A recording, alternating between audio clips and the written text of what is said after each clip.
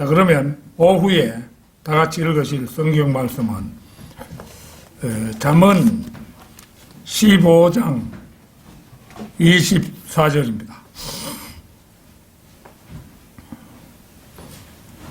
잠언 15장 24절 말씀.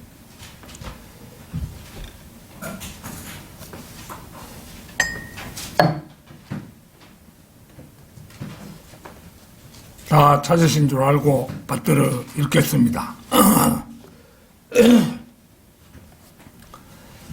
생명의 길은 현명한 자 위에 있으니 그는 아래에 있는 지옥으로부터 벗어나리라. 생명의 길은 현명한 자 위에 있으니 그는 아래에 있는 지옥으로부터 벗어나리라.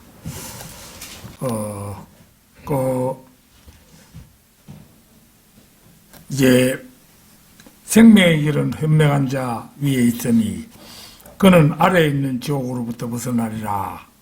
본문 말씀이 그러했는데 그 생명의 길은 현명한 자 위에 있지만은 어리석은 자들 위에는 지옥이 있다는 거죠. 그래서 이번 시간에 드릴 말씀의 제목은 어리석은 자들 아래 지옥은 있다. 이런 제목으로 말씀을 드리겠습니다. 지옥은 성경에 54회에 걸쳐 나오는 말입니다. 신약과 구약으로 나누어 보면 구약에 33번 나오고 신약에는 23번이 나옵니다. 그 다음에 절대진리인 성경 말씀에 지옥이라는 말이 54회에 걸쳐 나온다는 사실은 지옥이라는 장소가 반드시 존재하고 있다는 증거입니다. 만약 실제로 지옥이 없는데 54회나 성경에 단지 사람들을 겁주기 위해서 지옥을 기록해 두셨다면 하나님이야말로 거짓말쟁이라 할 수 있을 것입니다. 흔히 하나님을 전지전능하신 분이라고 합니다만 하나님께서 하실 수 없는 일이 몇 가지가 있습니다. 그 중에 하나가 바로 거짓말입니다. 디도서 1장 12절 좀 찾겠습니다. 디도서 1장 12절입니다. 디도서 1장 2절입니다.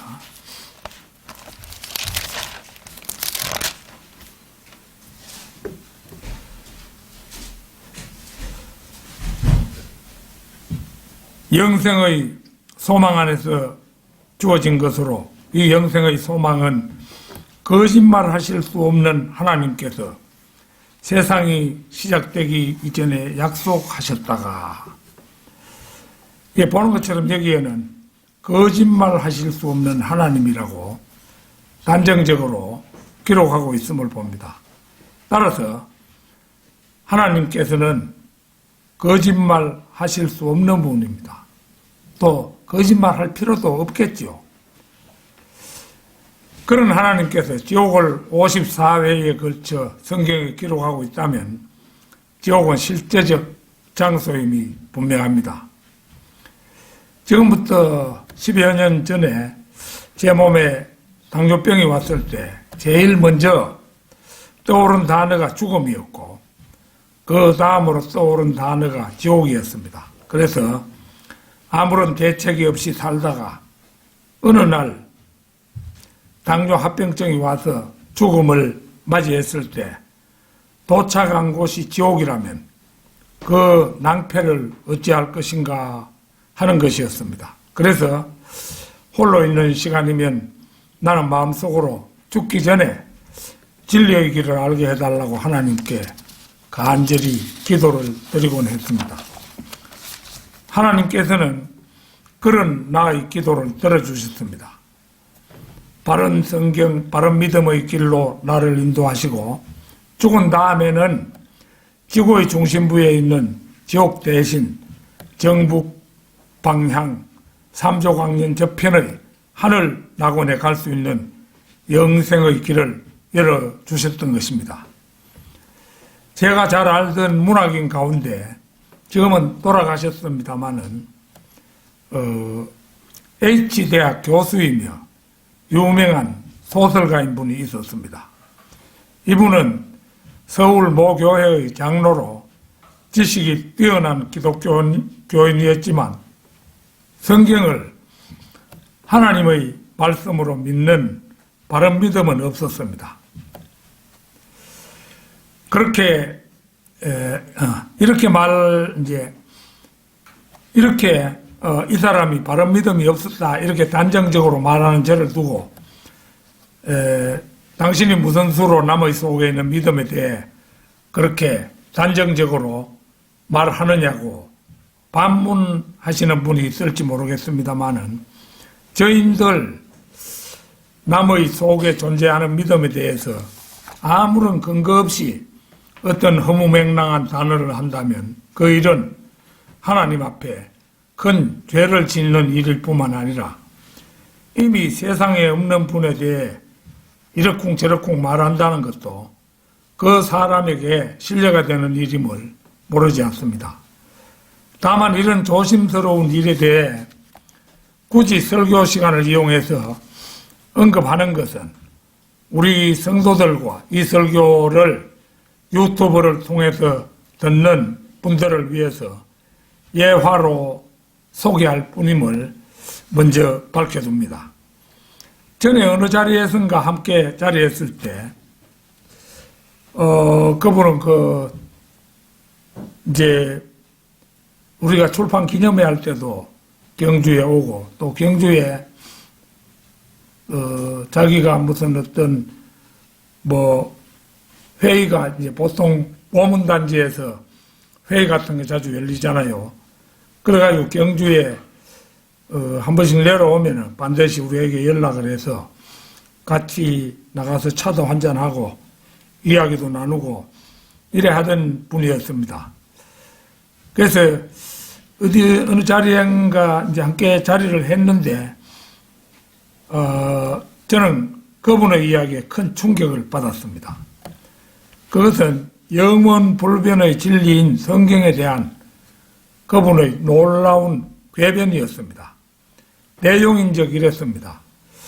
창세기에 나오는 아브라함, 이삭, 야곱의 이야기는 창세기의 기록자가 아브라함 설화, 이삭 설화, 야곱 설화를 종합적으로 짜집게 하여 기록한 것이라는 주장을 펼쳤습니다. 그러니까 아브라함, 이삭, 야곱이라는 3대는 전혀 혈연 관계가 없는 각기 다른 설화의 주인공들이었는데 기록자에 의해 할아버지, 아버지, 손자로 구성되었을 뿐이라며 얼굴 하나도 변하지 않고 주장을 펼치는 것이었습니다. 일반적으로 믿음이 좋다고 인정되는 장로의 입에서 이런 뜻밖의 주장이 나왔다는 사실에 경악을 금치 못했던 것입니다. 이 주장을 좀 더 구체적으로 해석하면 성경은 전체가 인간에 의해 짜집기 된 설화에 불과하다는 그 주장 아니겠습니까? 그분은 비록 세상적으로 나무랄 데 없는 지식인으로 다수의 소설집과 이론서, 대학 교수니까 이론서도 있어야 되겠죠.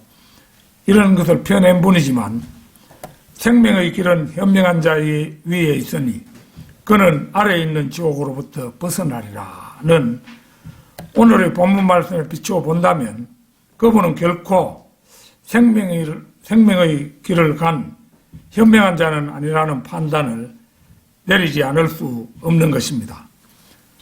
우리 속담에 돌다리도 두드려 걷는다 이런 말이 있죠. 그런 의미에서 오늘 저는 본문 말씀을 통해 우리 모두는 아래에 있는 지옥으로부터 벗어날 수 있는 믿음을 소유했는가에 대해 다시 한번 점검해 보는 시간으로 삼고자 합니다.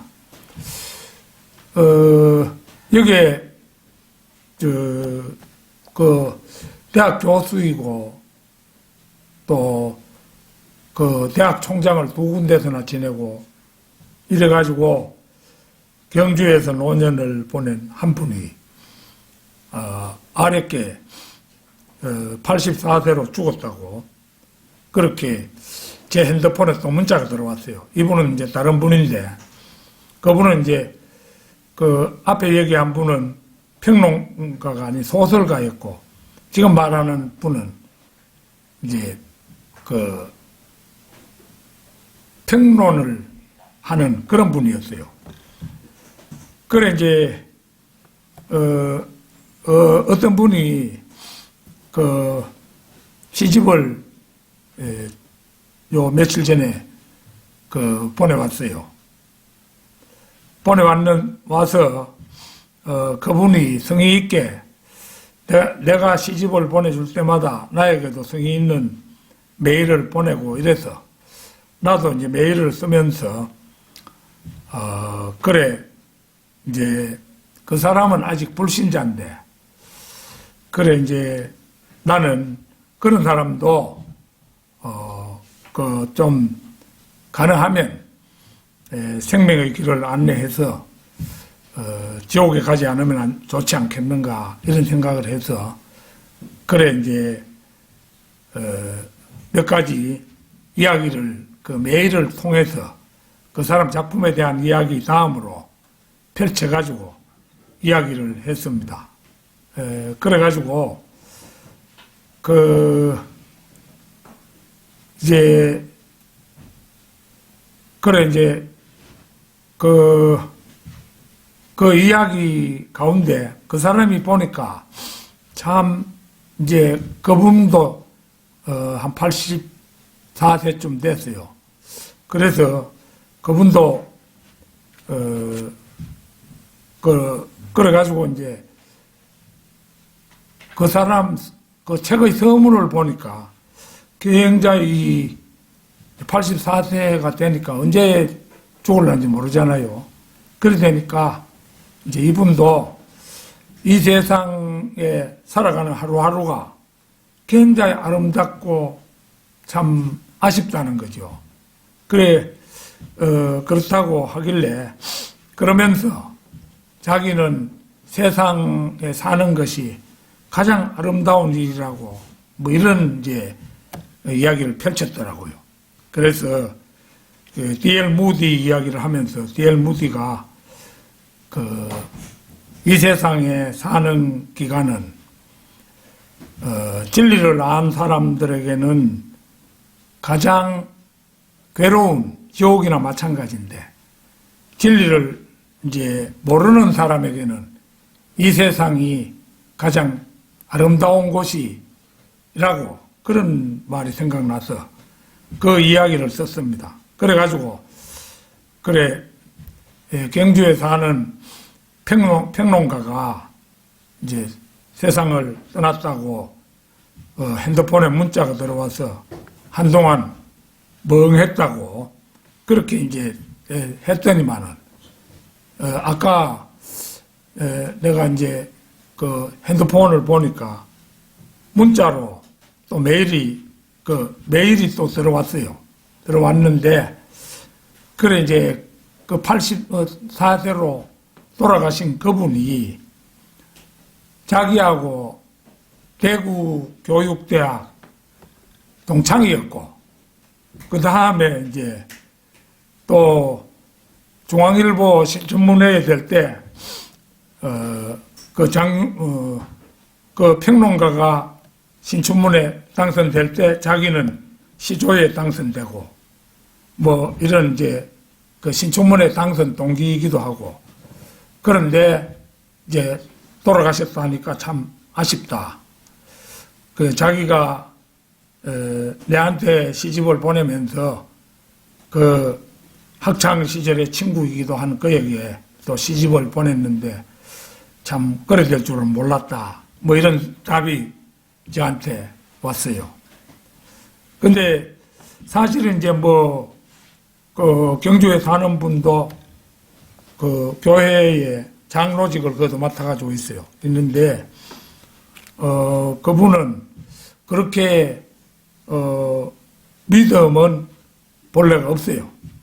믿음은 없고, 술을 또 그렇게 좋아하고, 이렇게 해서 이제 술을 너무 많이 드시다 보니까, 일찍 병이 와서 돌아가시게 되었다. 예, 나로서는 그렇게 판단이 되는 거예요. 그래서, 장로 하면은, 개신교회나 이런 데서는 아주 큰 믿음을 가진 사람으로 인정되는데, 장로도 지옥 갈 사람이 숱하다는 것을, 볼 수가 있습니다.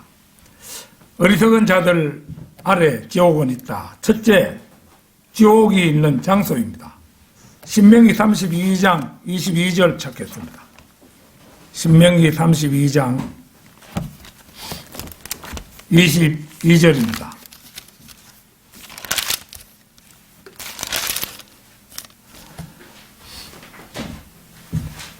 내 진노 중에 불이 붙어서 가장 낮은 지옥까지 살을 것이며 땅을 그 소상과 더불어 소멸할 것이며 산들의 기초에도 불을 놓으리라. 여기를 보면 이제 가장 낮은 지옥이라는 말이 나오지요. 찬송가 86장을 보면은 저 높고 높은 별을 넘어 이 낮고 낮은 땅 위에 이런 이제 구절이 나오지요. 우리가 사는 지구는 하나님 계시는 저 높고 높은 셋째 하늘에 비하면 낮고 또 낮은 곳입니다. 그렇다면 이 지상에서 가장 낮은 곳이 어디겠습니까? 그곳은 자전하는 지구의 땅 밑 바로 지구의 중심부가 아니겠습니까? 이 지구가 원고로서 계속 자전을 하는데, 그러니까 땅에서 가장 낮은 곳은 지구의 중심부가 되는 거죠. 누가복음 16장 19절에서 23절도 보겠습니다. 누가복음 16장 19절에서 23절입니다.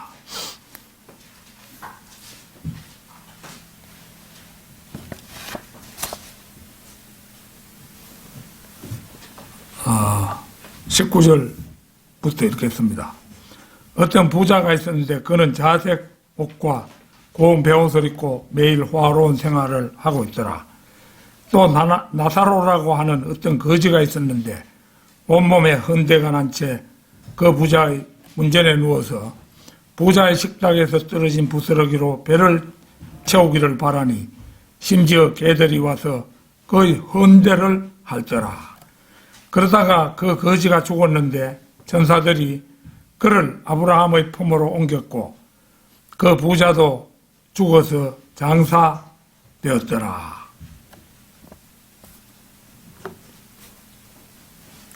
부자가 지옥에서 고통받는 중에 눈을 들어 저 멀리 아브라함을 보았더니 나사로가 그의 품에 있는지라. 구약에는 음부라고 불리는 지하세계가 지구의 중심부에 있었습니다. 그러니까 구약 성도들은 죽어도 아무도 셋째 하늘로 가지 않고 그 지하세계 음부로 갔던 것입니다. 그 지하세계는 아브라함의 품이라고 불리는 낙원과 또 지옥으로 나누어져 있었고 두 장소 사이에는 오고 갈 수 없는 커다란 구렁이 있었습니다. 누가복음 16장 26절에 보면 커다란 구렁이 있었다고 나옵니다. 그러나 이 구도는 신약 시대에 와서는 달라졌습니다. 에베소서 4장 7절에서 10절을 한번 펴겠습니다. 에베소서 4장 7절에서 10절입니다.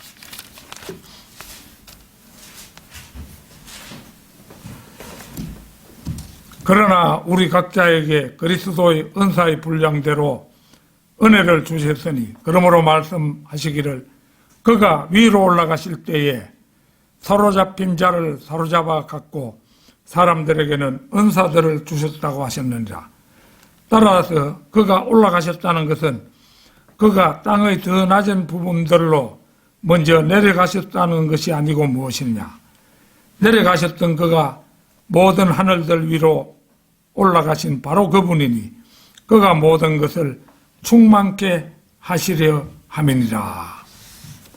보는 것처럼 귀한 아군인 아브라함의 품에 살던 사람들, 곧 구약 성도들은 예수 그리스도에 의해 셋째 하늘로 옮겨졌고, 따라서 현재 음부는 지옥에 간 사람의 혼돌만 그곳에 남아 신음하고 있음을 미루어 알 수가 있습니다. 과학이 발달하고 땅을 굴착하는 기계도 고도로 발달한 시대가 오늘날입니다. 그래서 인간들은 땅은 물론 바다의 해저에 존재하는 석유를 탐사하여 그 깊은 곳에 있는 지하자원을 뽑아 올려 이용하는 것이 오늘의 현실입니다. 영국이 북해유전을 개발해서 산유국이 된 지는 오래입니다. 수년 전에는 유전이 없는 이스라엘도 지중해에 유전을 개발해서 자신들이 쓰고 남는 그 석유를 옆나라 요르단에도 공급하고 있다는 기사를 접한 적이 있습니다. 그러나 지구의 지름은 남북 그 지름이 우선 남북의 지름이 12,714km, 적도의 지름은 12,756km나 됩니다. 그러니까 남북 지름보다가 적도 지름이 42km나 더 지름이 깁니다. 따라서 지옥은 말 그대로 지구의 중심부에 있으며 그 깊이도 우리의 상상 이상으로 깊으므로 인간으로서는 지구 내부를 곧이곧대로 아는 일은 불가능합니다. 만일 지옥이 인간의 능력으로 파악할 수 있는 장소에 있고 그 실상을 눈으로 확인할 수 있는 곳에 있다면 아무도 혼이 쉴 새 없이 불타는 고통스러운 지옥에 가려는 사람은 한 사람도 없을 것입니다. 그러나 믿음으로 하늘나라에 우리가 하늘나라 백성이 되는 그런 것을 택하신 하나님이시기에 지옥을 확인할 수 있는 것은 말씀으로 확인하는 길밖에 없는 거예요. 보면은 지옥 간정이다 이래가요. 수많은 사람이 간정하는데 보면 그 전부 다 엉터리예요. 지옥은 유황불이 펄펄 불타는 그런 곳인데 자기 아버지를 지옥에서 만났는데 불타는 거하고 전혀 다른 이야기를 하는 거 희한한 간정들을 하는 게 많아요. 그것은 올바른 간정이 아닙니다. 그래서 이제 우리가 성경에 나온 것 외에는 말하는 것은 그거는 다 마귀가 주는 그런 환상이라고 볼 수가 있죠. 어리석은 자 아래에 있는 지옥. 둘째는 스스로 확장하는 지옥입니다. 세상 사람들이 흔히 주고받는 말 가운데 지옥도 만원이라는 말이 있습니다. 그러나 이 말은 성경을 모르는 사람들이 주고받는 우스갯소리일 뿐입니다. 이사야 5장 14절 찾겠습니다. 이사야 5장 14절.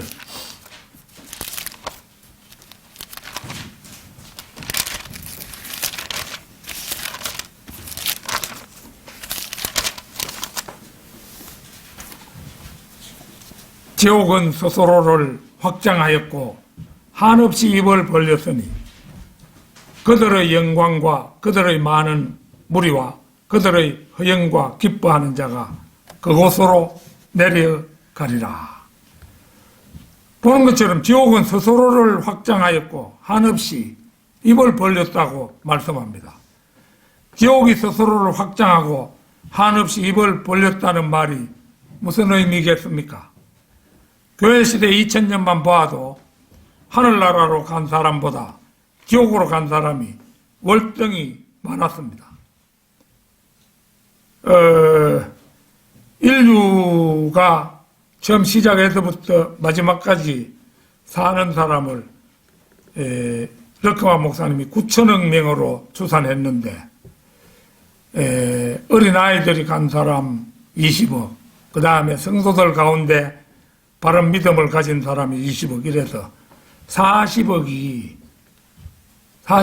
이제 하늘나라 들어간다, 새 예루살렘에 들어간다는 거죠. 그러니까 이거 9천억을 이제 40억으로 나누면은 225명인가 나오는데요.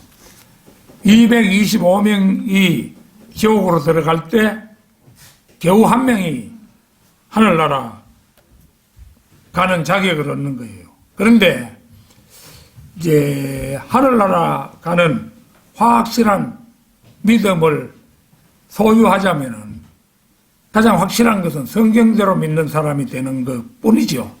바이블 빌리브를 해야 그게 되는 거지. 일반 개신교회 이런 데 나가는 사람도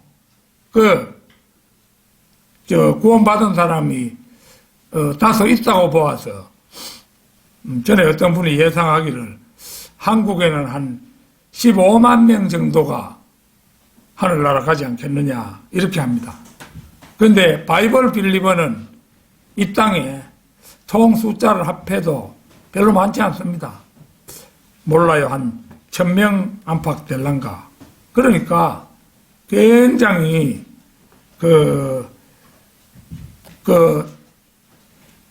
하늘나라 가는 그 길은 아주 어렵고 어렵다 이렇게 볼 수가 있는 것입니다. 그래서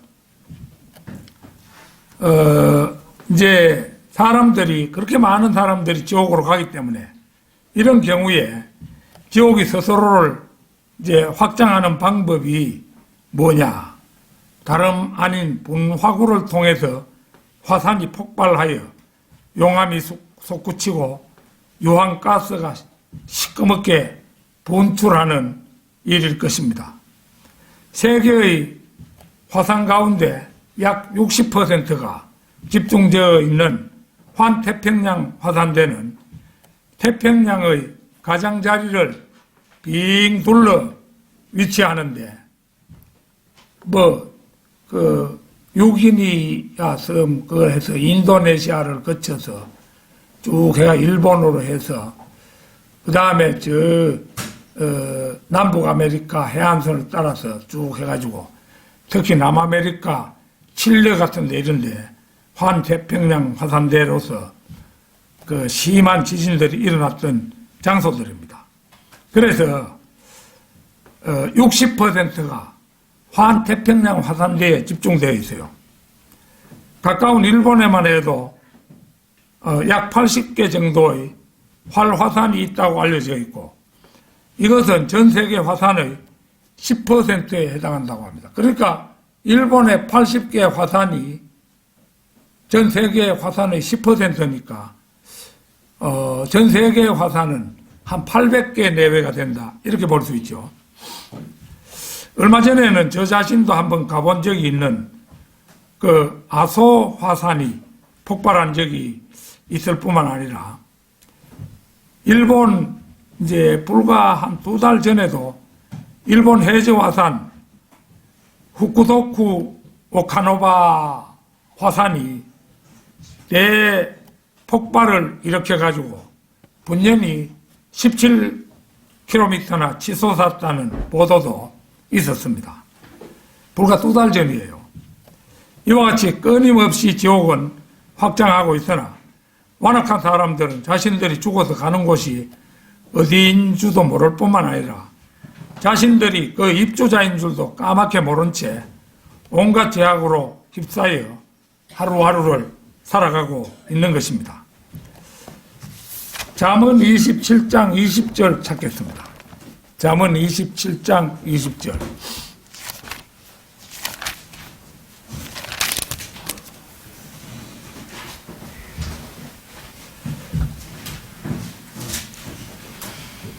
지옥과 멸망은 결코 가득 차지 않으며 사람의 눈도 결코 만족함이 없느니라. 오늘날 지구상의 인구가 70억을 상회하고 있으나 이 많은 사람이 들어갈 지옥이 과연 있겠느냐? 믿음이 없는 사람들은 그런 생각하겠지만은 사람의 눈이 만족함이 없듯이 지옥과 멸망은 결코 가득 차지 않는다고 성경이 단언하고 있죠. 인구가 아무리 많고 지옥 가는 사람이 아무리 많다 하더라도 지옥은 결코 넘쳐나지는 않을 것입니다. 왜냐하면 지옥에 가는 사람들이 늘어나면 늘어날수록 지옥도 화산, 폭발 등 여러 방법을 통해 스스로를 끊임없이 확장할 것이기 때문입니다. 해저 화산이 폭발해 놓으니까, 이제, 밑에서 용암이 솟아오르니까 바다에 급속하게 씻겠지요. 이래가지고 그 돌들이 아주 용암이 갑자기 식어가야 된 돌들이 아주 가벼운가 봐요. 이 돌이 일본 현재 오키나와 가는데 거기에 해안에 엄청나게 밀려와가지고 완전히 해안이 마비될 지경에 이르렀는데 거기에 보면은 이 화산석 이거를 가지고 이제 또 기념물로 판매하고 있더라고요. 그래서 한 5,000원을만 이래주면 한 서너 개씩 이래가지고 한 세트에 서너 개씩. 그래서 자기가 그 색깔 보고 고르면 돼요. 골라가지고 주문하면은 화산, 지금 오키나와에 도착해 있는 화산으로 해서 생긴 돌을 살 수가 있습니다. 어리석은 자 아래 있는 지옥. 셋째는 하나님께서는 지옥의 내부를 들여다보시며 거기서 무슨 일이 일어나고 있는지 다 아신다는 것입니다. 시편 137편 7절 8절 한번 찾겠습니다. 시편 137편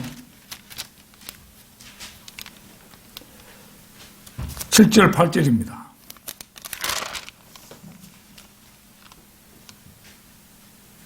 음, 139편입니다.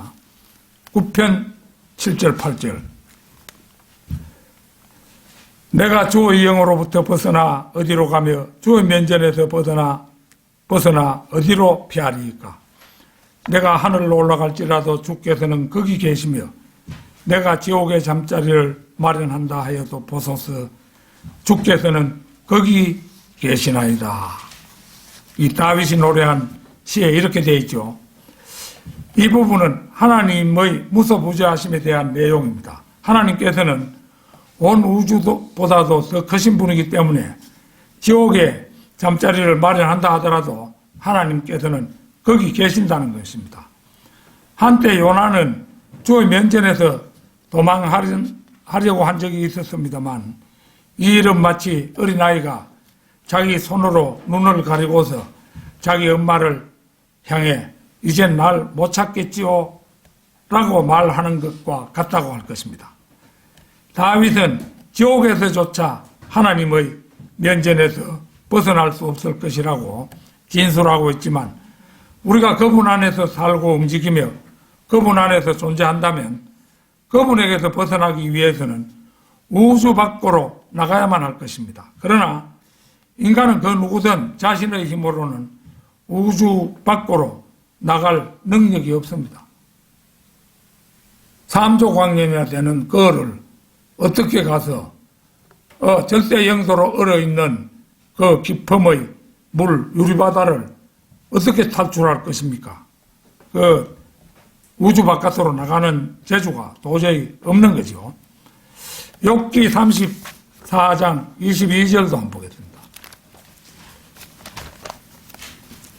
욥기 34장 22절.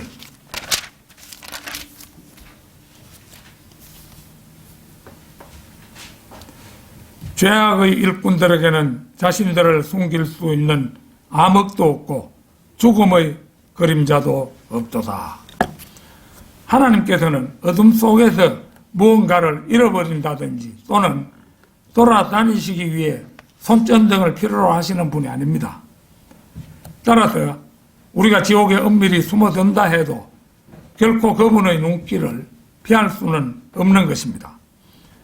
가령 불교를 믿는 사람들이 우리는 기독교인 당신들이 말하는 지옥이 아닌 극락에 가면 될 것 아니냐고 말하는지 모릅니다. 그러나 우주를 창조하신 그분이 하나님이시고 우주의 넓이만도 6조 광년이나 되지만 별들의 수를 낱낱이 헤아려 그 각각의 이름으로 부르시는 전능하신 분이 1천억 곱하기 1천억이나 되는 별들 중 하나를 석가에게 극락으로 대여하실 리가 없지 않습니까? 따라서 인간이 지옥을 벗어나는 일은 길이요 진리요 생명이신 주 예수 그리스도를 구주로 영접하는 길 외에 다른 길은 결단코 없는 것입니다. 지옥은 어리석은 자 아래에 있다. 넷째는 현명한 자 위에 있는 생명의 길입니다. 세상적으로 현명한 자들은 어리석은 자이고 세상적으로 어리석은 자들은 주님 앞에서는 이제 현명한 자들입니다. 그러니까 세상에 교수니 박사니 하는 이런 사람들, 그런 사람들 가운데 좀처럼 진리를 아는 사람 드물죠. 사실은 세상에서 자기들이 똑똑하다고 하지만 그 어리석은 자고, 이 성경 말씀을 듣는 순간에, 이거 참 진리의 길이구나. 이렇게 알고, 그 믿는 그 사람, 그가 비록 일자 무식일지라도 현명한 자들입니다. 마태복음 11장 25절 26절 찾겠습니다. 마태복음 11장 25절 26절입니다.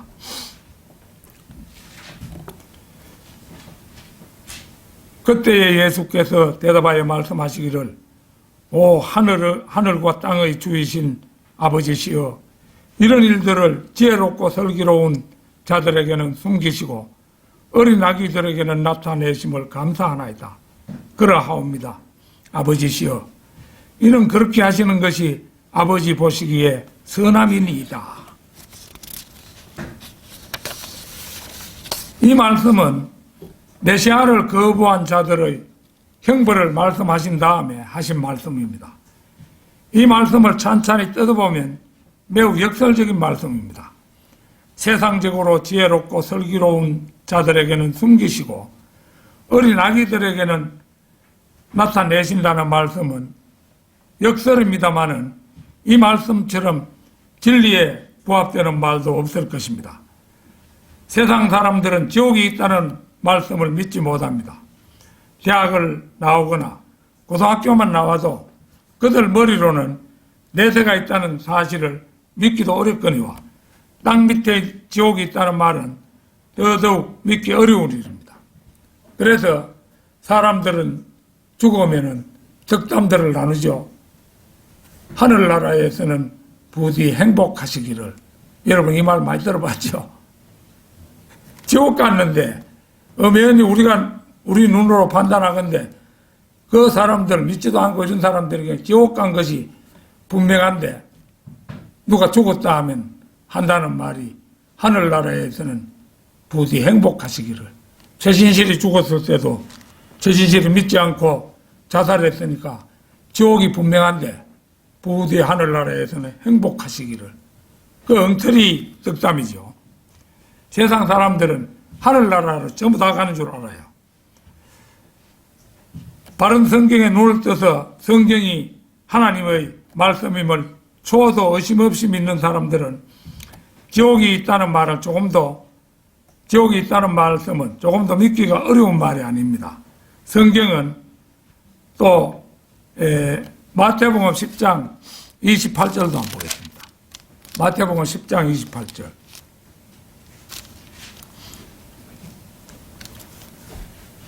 또 너희는 몸은 죽여도 혼은 죽일 수 없는 자들을 두려워하지 말고 오히려 혼과 몸을 모두 지옥에서 멸하실 수 있는 그분을 두려워하라.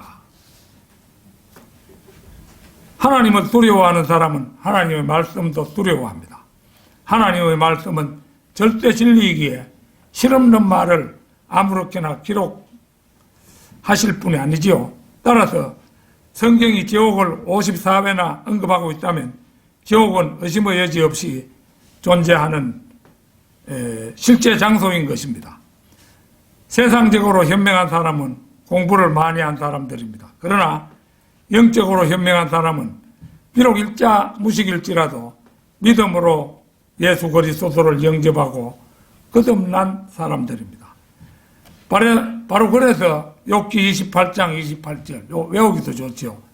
욥기 28장 28절 28이라는 숫자가 두 번 들어가죠. 보라, 주를 두려워함이 곧 지혜요 악에서 떠나는 것이 명철이니라. 이렇게 말씀하고 있는 것입니다. 지옥은 어리석은 자 아래 있다. 다섯째는 세상에서 가장 어리석은 자는 아래에 있는 지옥으로부터 벗어나지 못하는 사람이라는 것입니다. 오늘 본문 말씀은 생명의 길은 현명한 자 위에 있으니 그는 아래에 있는 지옥으로부터 벗어나리라. 이렇게 단언하고 있죠. 이 말씀을 뒤집으면 생명의 길은 이건 이제 멸망의 길로 바꿔야 되죠. 멸망의 길은 어리석은 자에게 있으니 그는 아래에 있는 지옥으로부터 벗어나지 못하리라. 반대로 말하면 딱 그렇게 되죠. 지옥은 아래에 있습니다. 우리가 사는 지구에서 가장 낮은 곳에 지옥은 아무도 확인할 수 없게 숨겨져 있습니다. 용암이 들끓고 유황연기 자욱한 그곳에 쉬지 않는 고통의 지옥이 있는 것입니다. 거기 뭐 좀 고되다고 해서 한숨 눈 붙일 곳이 있다고 생각하십니까? 한 열흘쯤 죽도록 고생하면은 냉방에 가서 이제 좀 쉬고 나와. 이제 한참 불에 끄실렸으니까 고통스럽지. 쉬고 나와. 그런 냉방 같은 게 마련해 있는 줄 아십니까? 절대 그런 게 없습니다. 한숨 잠도 잘 수 없고 한 번 더 가면 천년이고 만년이고 끊임없이 고생하는 곳. 그곳이 바로 지옥입니다. 저는 지옥이 이게 제일 두려웠어요. 마침 제게 당뇨 증세가 딱 오니까 이거 죽음이 이렇게 가까이 왔는데 나는 지옥 문제를 해결하지 않았잖아. 이래가지고 거기서부터 출발해가지고 그 지옥을 면할 수 있는 길을 발견했던 것입니다. 자, 잠언 9장 8절 한번 찾겠습니다. 잠언 9장 18절.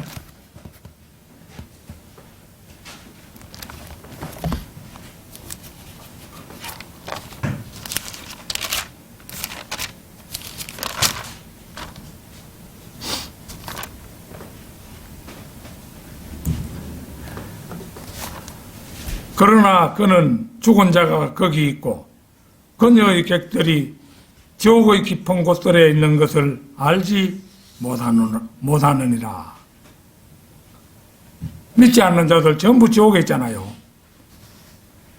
그런데 그걸 믿지 못한다는 겁니다. 지옥이 지구의 중심부에 있다는 것을. 누구도 지옥에 갔다가 돌아온 사람이 없으니 보이지 않는 지옥을 보아내는 방법은 믿음을 기초로 한 판단과 추리 외에 다른 방법은 없습니다. 따라서 그 일은 세상의 높은 교육을 받은 사람들에겐 애초부터 판단이 미치지 못하는 거리에 있습니다. 왜냐하면 자칭 세상의 현명한 자들은 내생이 지옥이니 하는 것을 믿는 일이 한없이 어리석게 보이기 때문입니다. 르크만 목사님은 소년 시절 캔사스 토페카에서 자랐다고 합니다. 마을 북쪽에 있었던 카우 강에 자주 수영하러 다녔다고 하는데요. 여름이면 자신의 집 근처에 사는 친구 잭과 함께 일주일에 3번꼴로 거기에 가서 수영을 했다고 합니다. 어느 날 르크만은 다른 일로 바빴고 잭은 다른 소년들과 함께 수영하러 갔습니다. 그들은 강에서 새로운 다이빙 장소를 선택했고 함께 간 다른 소년이 물속으로 뛰어들었습니다. 물은 평소와 같이 흙탕물이었다고 합니다. 그런데 물속으로 뛰어든 소년이 나오지 않은 것입니다. 공포에 질린 잭은 물 표면에 핏줄기가 줄줄 흐르며 흙탕물 속에서 소용돌이 치는 것을 보았습니다. 잭은 머리부터 발끝까지 떨며 물속을 헤집고 들어가서 조심스럽게 물 아래로 잠수했습니다. 그리고 손에 뭔가를 느꼈습니다. 물속에 있는 시체의 감촉으로부터 이제 느낀 것이었습니다. 물 위로 부랴부랴 올라온 잭은 거기서 2마일이나 달려가서 전화로 앰뷸런스 구조반, 경찰 등을 불렀습니다. 40분 만에 시체가 회수되었습니다. 그 소년은 가라앉은 통나무 위로 다이빙을 했는데 이제 한창 장마철이었기 때문에 흙탕물이 흘러내려가니까 밑에 통나무가 있는지 뭔지 몰랐던 거예요. 그래 이제 다이빙을 했는데 그 통나무의 부러진 가지 하나가 칼처럼 위쪽을 향해 내밀어져 있었고 그 가지가 배를 관통하면서 갈비뼈 아래까지 박혀서 죽은 것을 이제 시신을 건져 올리는 걸 보고 알았다는 겁니다. 만일 맑은 물속이었다면 그 통나무가 보였을 것이고 죽은 소년이 거리로 다이빙 하지는 않았을 것입니다. 그러나 공교롭게도 그 통나무는 흙탕물 속에 잠겨 있었고 그는 운 나쁘게도 그 삐죽한 통나무 가지를 향해 다이빙을 해서 최후를 맞고 말았던 것입니다. 저 자신의 지난날을 돌이켜보아도 죽을 수 있는 위험들이 무수히 많았고 물에 빠져 꼼짝없이 죽을 수밖에 없는 형편에 처한 것도 3번이나 있었습니다. 그런데 그때마다 용하게도 그걸 본 사람이 있었고 들어와서 그때 헤엄도 칠 줄 몰랐는데 내 키를 넘는 데는 빠지면은 아무도 보지 못하면 그 안으로 끌려들어서 죽는 수밖에 없는 거예요. 자꾸 그런 데서는 끌려들거든요. 그런데 뛰어들어가지고 나를 등을 밀쳐가지고 바깥으로 내보내서 3번이나 살아났습니다.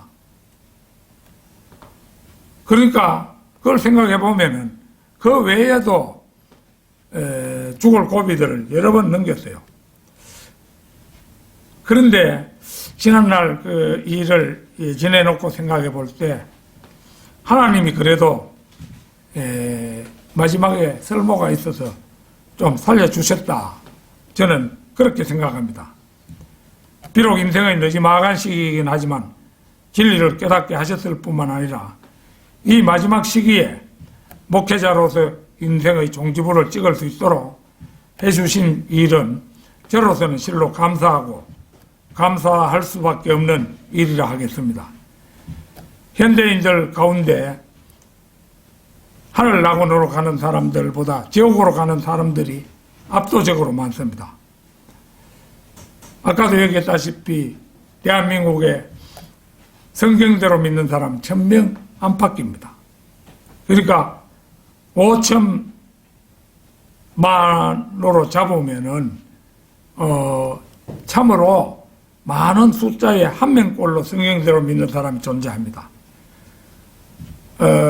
그러기에 확실하게 구원받고 지옥을 면할 수 있는 길은 제일 안전한 게 성경대로 믿는 사람, 바이블 빌리버가 되는 길 뿐인 것입니다.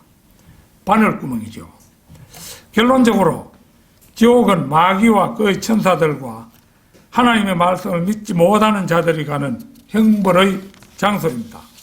하나님께서는 인간이 범죄하자 독생자 예수 그리스도를 세상에 보내 십자가에 못 박혀 죽게 하심으로써 하나님의 피를 흘려주셨습니다. 그래야 하나님께서는 스스로 한 법을 제정하셨는데 그것은 누구든지 독생자 예수 그리스도를 구주로 믿고 영접하기만 하면 그에게 지옥의 형벌을 명쾌하시고 영생을 주신다는 법입니다.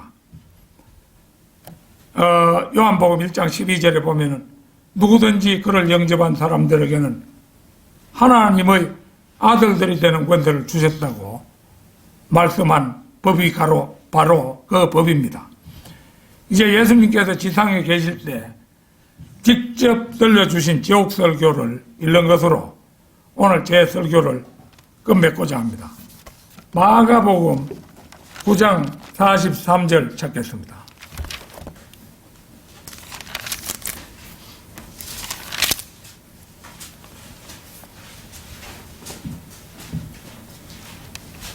(43절에서) 48절까지 보겠습니다.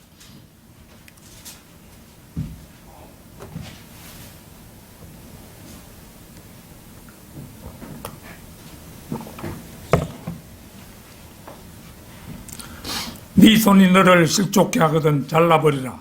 두 손을 가지고 결코 꺼지지 않는 불 속인 지옥에 들어가는 것보다 불구자로 생명에 들어가는 것이 더 나으리라. 그곳에는 그들의 벌레도 죽지 않고 불도 꺼지지 아니하느니라.